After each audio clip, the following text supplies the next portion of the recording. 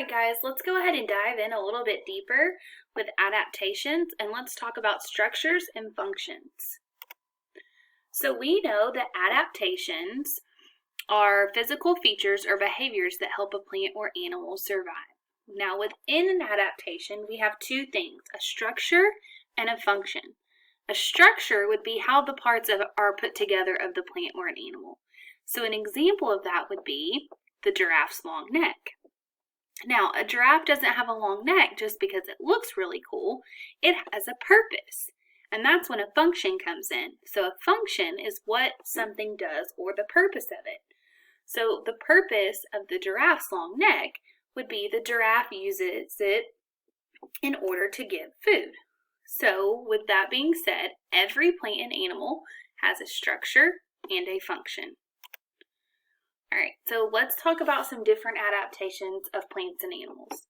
So one of those would be to get food. So we have different mouths, beaks, and camouflage that animals have in order to get food. So you can see in the different pictures, we have some birds with some long beaks, and they're different, but they're both using them to get food.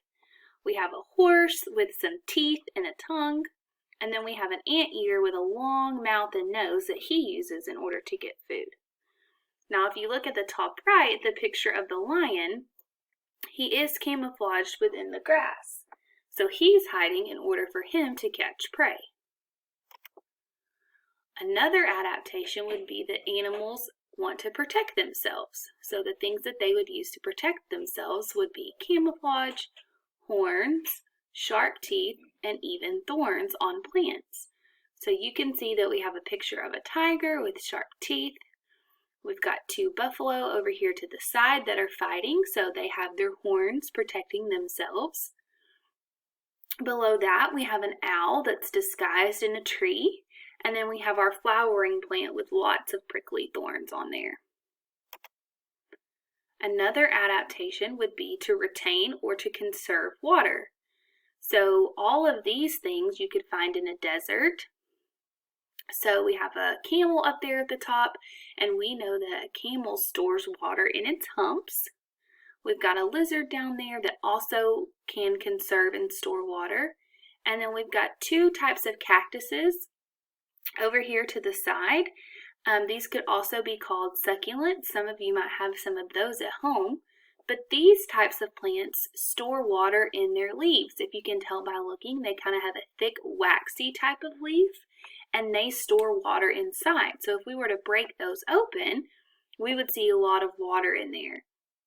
This is similar to an aloe vera plant if you also have one of those. Another adaptation would be being able to breathe underwater.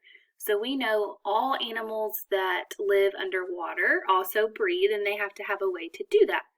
And they have gills and a blowhole. So if you look at our two pictures, we have a shark with gills. The one to the side is kind of the underneath of a stingray. And then we have our two animals at the bottom, a whale and a dolphin, both with a blowhole. Another adaptation would be in order to stay warm. Animals would need to migrate. They would have feathers or fur and even blubber. So we have our walrus down there at the bottom with the blubber. You can also find an optional blubber activity this week that's pretty cool, and you can test out kind of what it would be like to have an animal with blubber. We have the animal over there to the side with fur in the snow, so they're able to keep warm because of all their fur.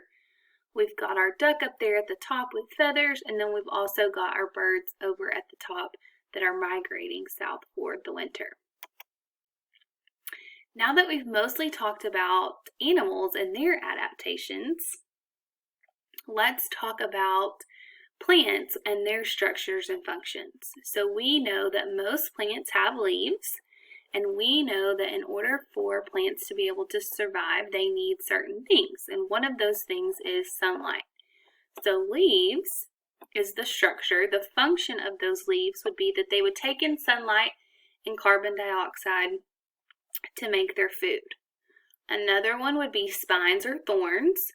and that would be to protect the plant from predators.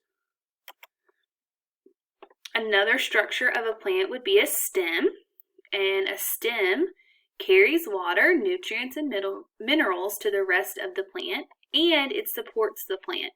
Now, supports the plant means that it's going to help it stand up nice and straight and not be all droopy and fall over. Another one we know is the roots, and we know that roots are there to absorb water from the soil, and roots also help stabilize and support the plant as well. Another structure would be bark on a tree. So you could go outside in your yard and you could see a tree with bark, and that protects the inside of the tree and it helps the tree hold in water. The last structure that we have of a plant would be color. So you can tell in that picture there we've got a bright purple flower and a bee that's pollinating on it. And that's important because the color attracts the bee to the plant or the flower in order to be able to pollinate it.